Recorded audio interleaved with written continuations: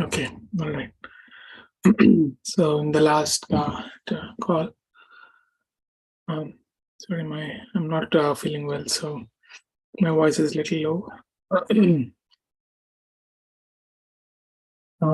So in the last class, we have discussed how Rama listens to the glories of Vishwamitra from Shatananda. Shatananda is a priest of Janak Maharaj.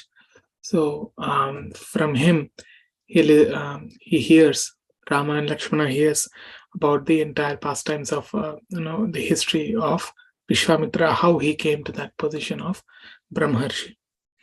So then that night again they took rest, and in the morning, Vishwamitra Muni had already mentioned to Janak Maharaj that these boys have come to see that bow, Shiva's bow.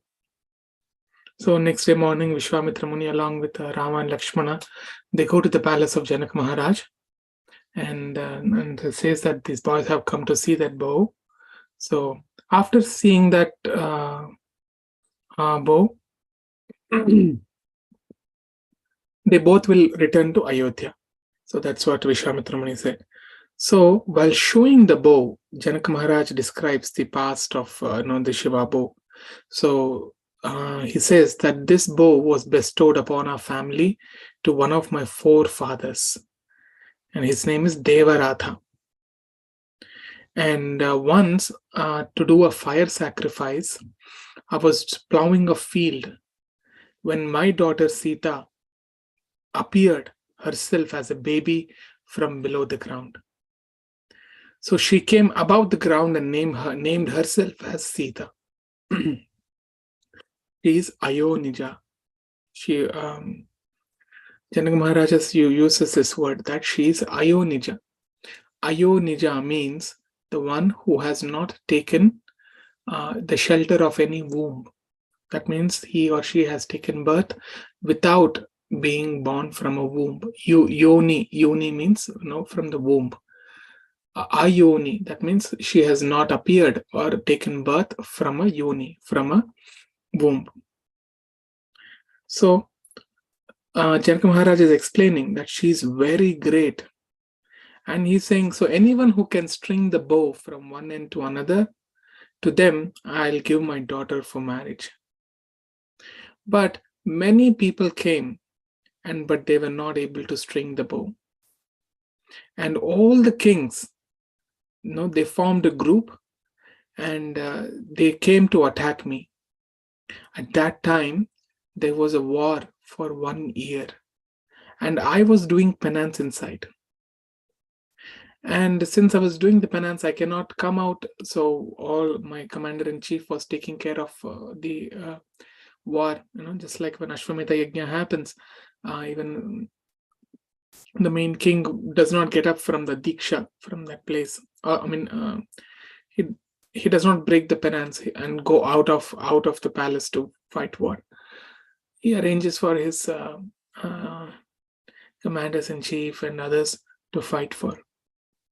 So 1 year the war was happening, and after 1 year, all the necessary things required, like food and weapons, they were all exhausted. So demigods, because they were being pleased with my penance, my austerity, my tapasya, they gave their army. And with that, I was able to subdue all the kings. From that day onwards, I'm trying to find a suitable groom for her. If Rama is able to string the bow, I will give my daughter to him. So Janak Maharaj was speaking like this.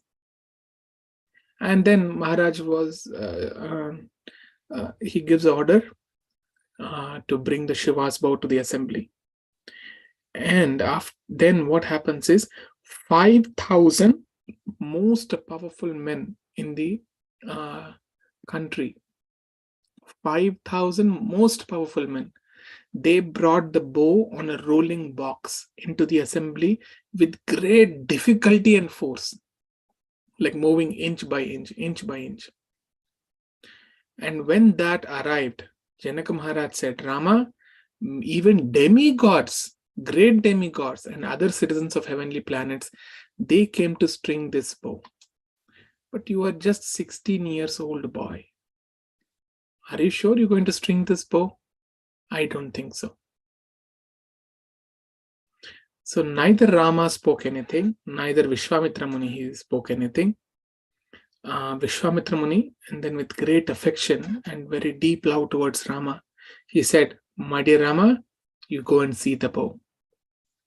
So Rama went into the to that box upon which the bow was rested, the rolling box, and said, my dear Maharaj, I saw this bow and I feel like I wanted to take it out and string the bow. Shall I do it? Vishwamitra Muni gave blessings. Go ahead. Rama, he held the bow at the center, took it out of the box, strung the thread from one end to another, and immediately the bow cracked with explosive sound and fell down. And all this happened within few seconds. So the moment the sound was heard, except 4 people, Vishwamitra Muni, Janaka Maharaj, Rama and Lakshmana, everyone else collapsed on the ground and they became unconscious. I mean, look at the speed. So the demigods and all the great kings, they couldn't even lift one end of the bow. Even the demigods, they tried, and how much ever they tried, they were not able to lift. But Rama, within a second, he lifted the bow. And as he was tying the string from one end to another, the bow cracked and it broke. Now, the reason why, because when Shiva and Vishnu were fighting, at that time there was some damage done to that bow already. So when Rama came and he was trying to string that bow, so it broke. And everyone were shocked and they were amazed. Janaka Maharaj immediately got up from his place and said, Bhagavan Drishtaviryo me Ramo Dasharathatmajaha Atyadbhutamachintyam Chatarkitamidam Maya Janakanam Kule Kirtim Aharshyati me Suta Sita Bhartarama Sadhya Ramam Dasharathatmajam Mama Satya Pratignyasa Veerashulketi Kaushika Sita Pranir Bahumata Deya Ramaya Me Suta. So Janaka Maharaj is saying, Vishwamitra Muni, have you seen this? Have you seen it? Because he became very excited, because he was losing all the hopes that where will I find that person who can lift the bow? He also knows that it must be some Narayana or Vishnu should have taken birth. How to find him? So out of great excitement and happiness and bliss, he's saying, when we also in a material life, when we see something great, immediately we try to share with others, with our family members, and say, have you seen it? Have you seen it? Did you see it? Like that. Like the Janaka Maharaj said, Vishwamitra Muni and other sages were there. Have you seen this? Have you seen this? It is unimaginable to me. How could a human do it? How could a human do it? Indirectly, he's saying that Rama is not a human. Although he's appearing as a human, but he's actually not a human. He's even above all the demigods. And he said, Janaka Maharaj saying, my daughter Sita, she, on becoming Lord Rama's husband, she will bring great fame and auspiciousness to the lineage of Janaka Maharaj. So whenever a woman, when she's married, when she goes to the in-laws' house, and when she serves very faithfully, the family of the bride actually is glorified. That family gets glorified. So now Janaka Maharaj, so now there is a secret here that happened, and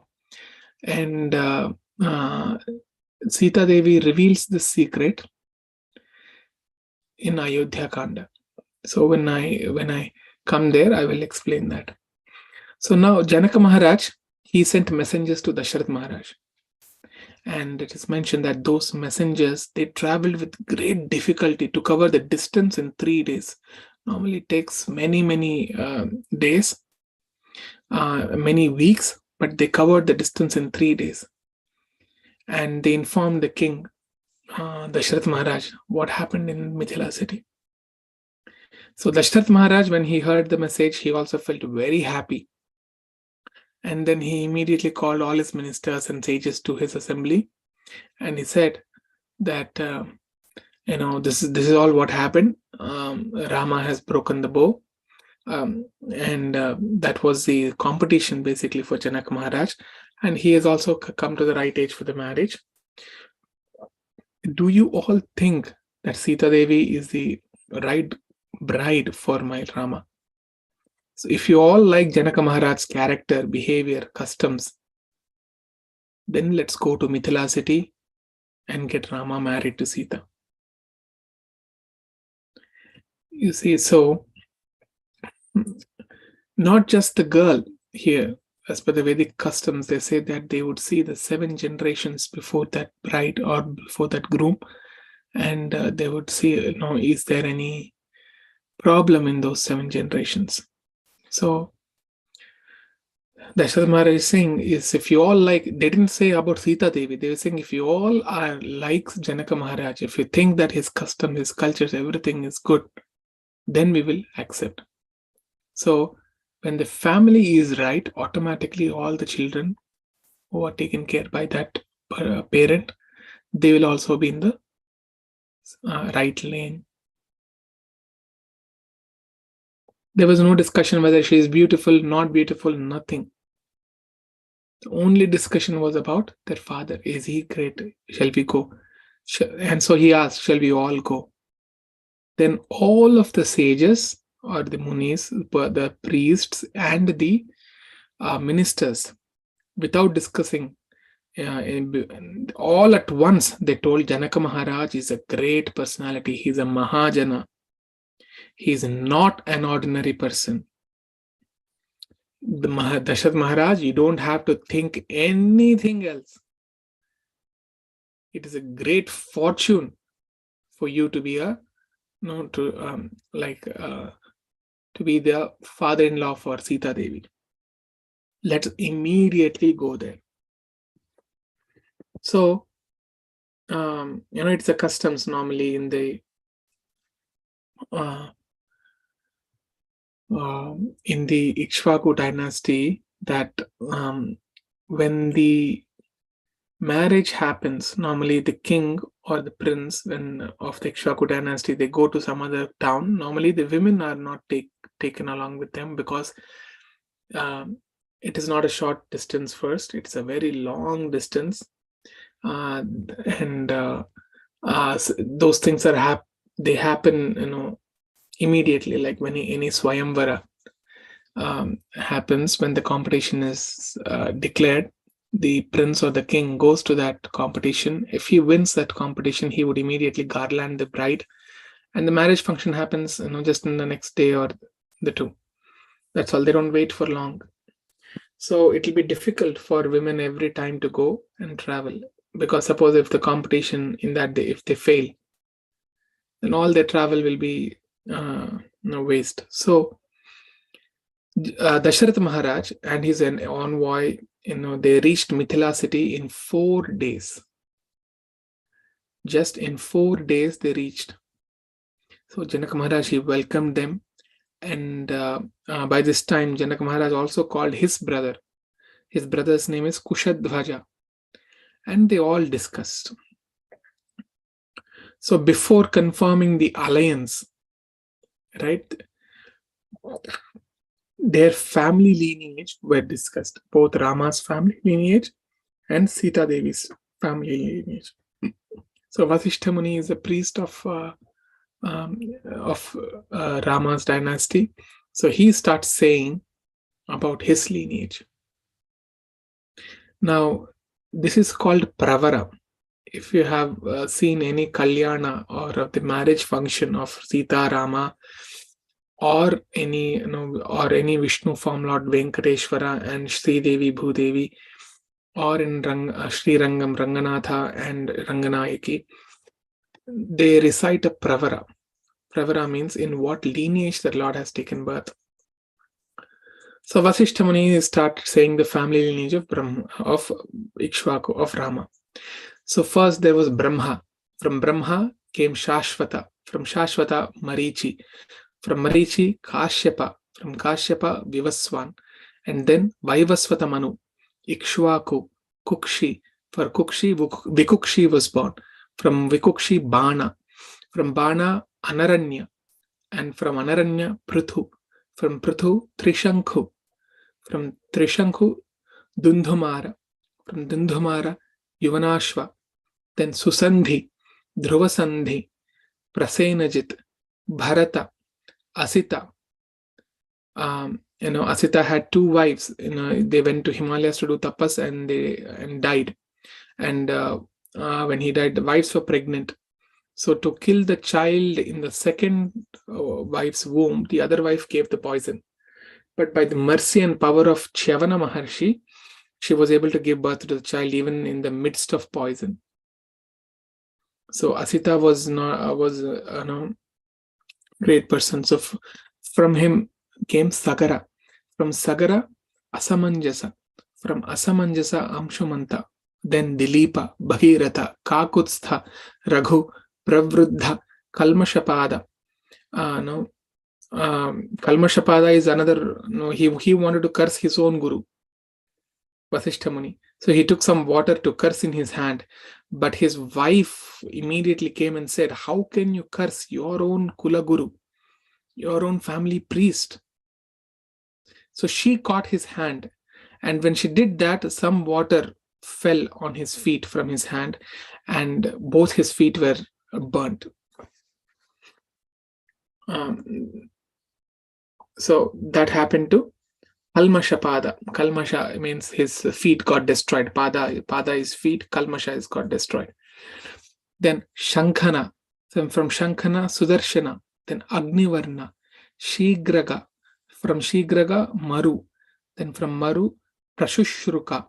Then Ambarisha. Nahusha. Yayati. Nabhaga. Aja. Dasharatha.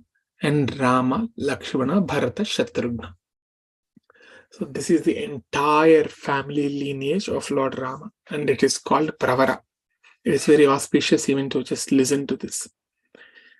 Then the family priest of Janaka Maharaj, who is Shatananda, he started explaining the family lineage of Janaka Maharaj. So from Nimi, Nimi is a son of, in the Ikshvaku dynasty, there's one king. From him, this family lineage starts. So from Nimi, Udavasu. From Udavasu, Nandivardhana. Then Suketu, Devaratha. So this Devaratha only, this Shiva's bow was bestowed upon. Then from Devaratha, Brihadratha. Then Mahavirya, Sudhriti, Drishtaketu, Hariyashva, Maru, Pratindhaka, Kirtiratha, Devamedha, Vibudha, Mahedraka, Swarnaroma, Hraswaroma, Janaka, and to this Janaka Maharaj, Sita Devi is born. And then Janaka Maharaj says that, I have another daughter. Her name is Urmila. And I wanted to give her in marriage to Lakshmana. As soon as Janaka Maharaj says this, both Vishwamitra Muni and Vasishtha Muni, they both discuss and they intervene. And they say that, if we may intervene, we wanted to say that Janaka Maharaj has a brother. His name is Kushadhwaja. And he has two daughters, Mandavi and Shrutakirti. So those two, Mandavi and Shrutakirti, can be married to Bharata and Shatrughna. So everyone are agreed and everyone were blissful and happy to hear that. So Rama was married to Sita. Lakshmana was married to Urmila. Bharata was married to Mandavi and Shatrughna was married to Shrutakirti. Then Dasharatha Maharaj, he donated 1 lakh cows, 100,000 cows immediately. And he completed the initial rituals, about it's called Samavartana or Snataka. All these things were completed. So they immediately started the marriage ceremony. And it's a long process. It's not just a single day or a 2 hours. It's a process.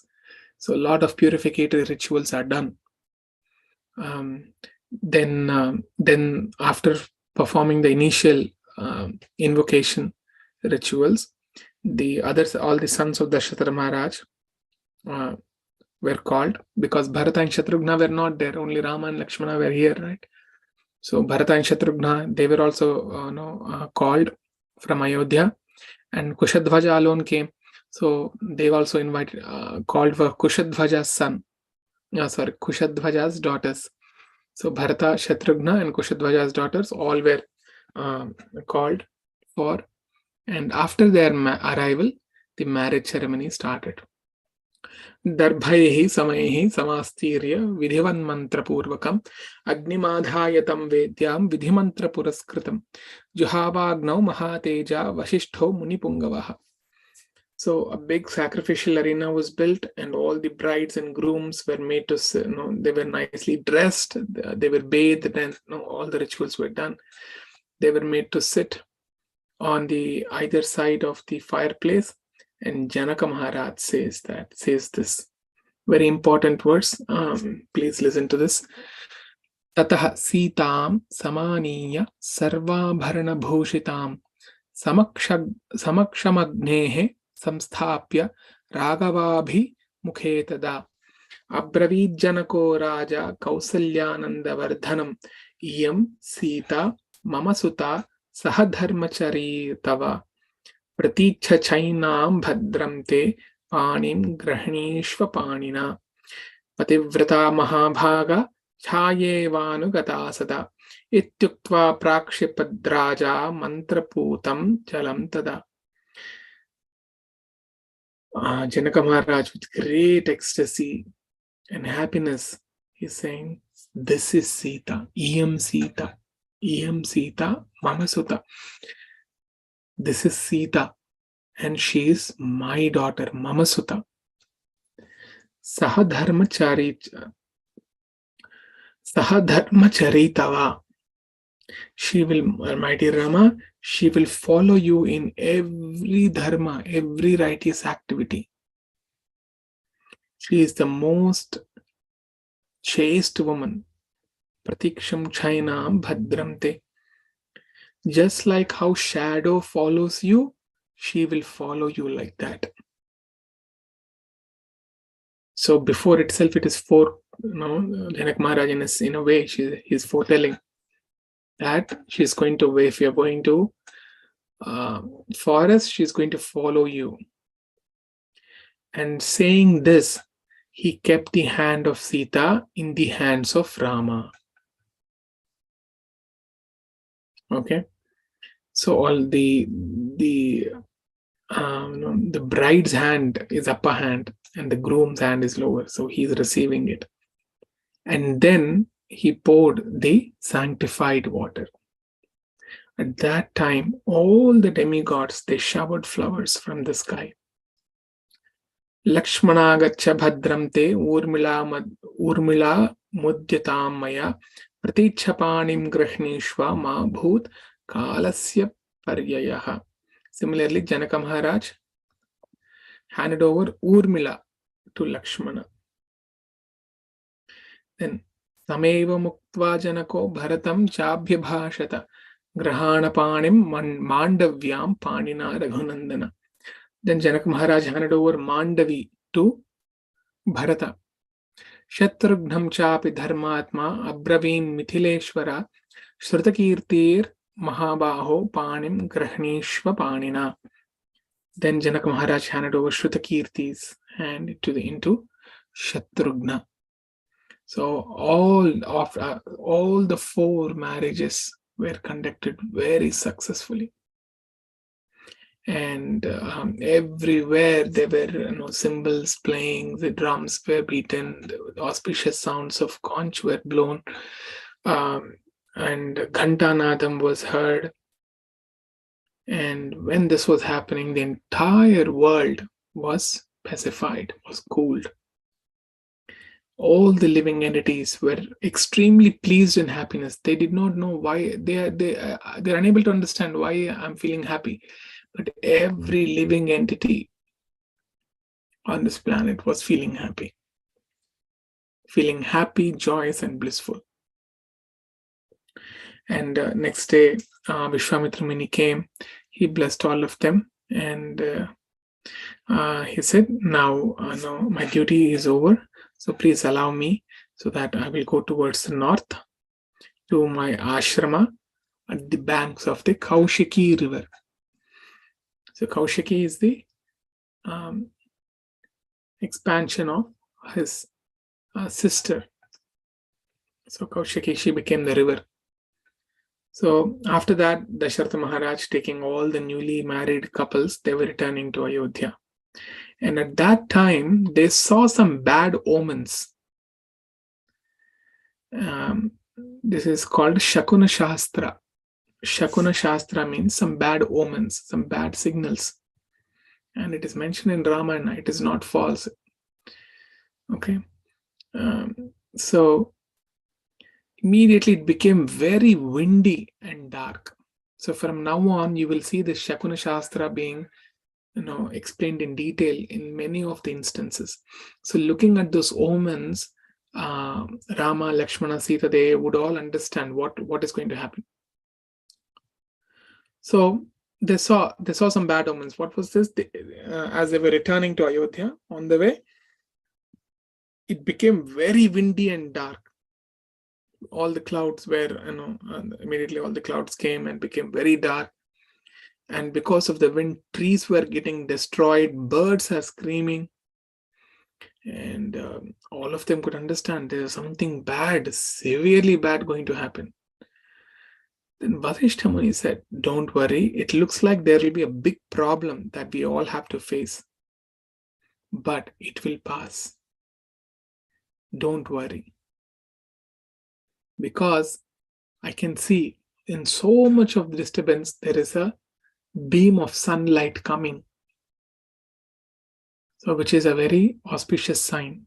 So, as he was saying, in that darkness, a great personality with bright effulgence was approaching towards them. It was who? It was Lord Parashurama. Tasmin tamasi ghoreto bhasmaschannaiva sachamuhu tadarsha bhema sankasham jatamandala dharinam bhargavam jamadagnyam tam raja vimartanam kailasavamiva durdharsham kalagnimiva dussaham jvalam tavamiva tejobhihi durnirishyam prithakjanaihi skandhe chasajya parusham dhanurvidyud ganopamam pragrahya mughram cha tripuragnam yathashivam. So when he appeared, he said, he appeared with great anger. He said there were only two bows which are the most powerful in this world, in this universe. One is Shivadhanus and the other one is Vishwadhanus. And both were manufactured by Vishwakarma. And they gave one to Shiva and one to Vishnu. And once demigod, they wanted to see the fight between Shiva and Vishnu using these bows. And you know that Shiva, to prove the supremacy of Vishnu, he lost the battle. And after the fight, Vishnu Dhanus was kept with Ruchika Maharshi, and Shiva Dhanus was carefully protected at Janaka Maharaj's palace. So Sita Rama Kalyanam occurred due to Shiva Dhanus. And now killing of Ravana will happen using the Vishnu Dhanus. It's very interesting. So he did not say this. I'm telling no, you will see in future in the next kandas. So now Parashurama is saying, I heard, Rama, that you broke the bow of Shiva. I have Vishnu Dhanash with me. Try stringing this bow from one end to another. If you do it, I will fist fight with you. Dasharatha Maharaj, hearing that, Dasharatha Maharaj comes running and falls at his feet and asks to forgive his son. Why? Because he knows that Rama was born after 60,000 years with great penance and yajna, with great difficulty. They were born. And he was completely mad of Rama. So Rama was basically life of Dasharatha Maharaj. So he came running, please.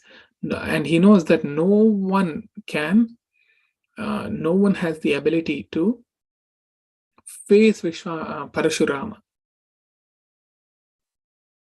But now what happens immediately? Lord Rama comes, and takes the bow in his hand. He strung the thread from one end to another and was ready to shoot. Now Rama asks Parashurama, you tell me, where do you want me to release this arrow? As you said, I have done it and I'm going to release it. Tell me where you want me to release the arrow. Parashurama then now understands that Supreme Lord Vishnu, he has incarnated as Rama.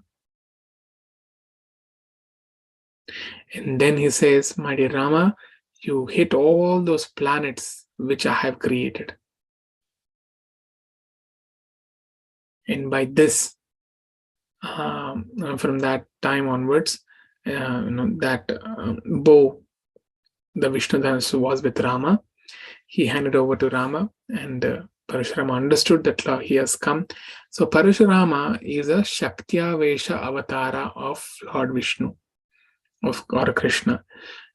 So there is one is avatara, and others are called Shaktya-vesha avatara. Shaktya-vesha avataras are, they were empowered incarnation. This is the translation of Shaktya-vesha avatar. It means that when that soul is a great devotee, or a great personality, when he takes birth, the Lord empowers him. He gives all his power to him. Shaktya-vesha, avesha. That means he empowers him. But he is also a soul. But he is a great soul, great devotee. So they are Shaktya-vesha avatara. Narad Muni is a Shaktya-vesha avatara. Okay?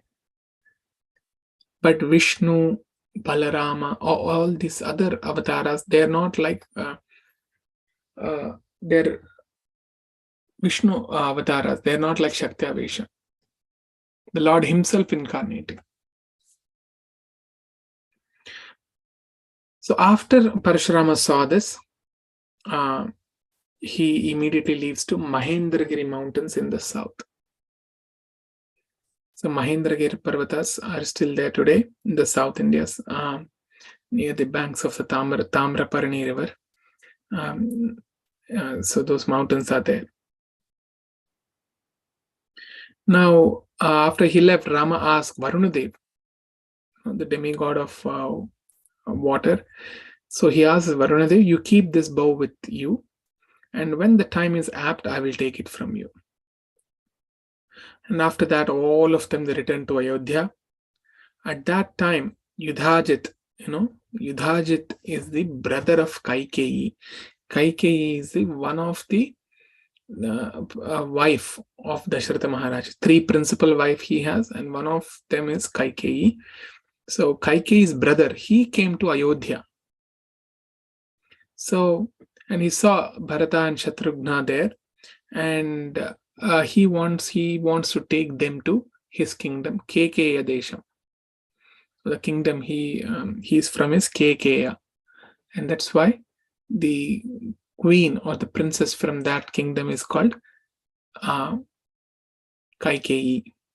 Similarly, Sita Devi is from the Videha kingdom.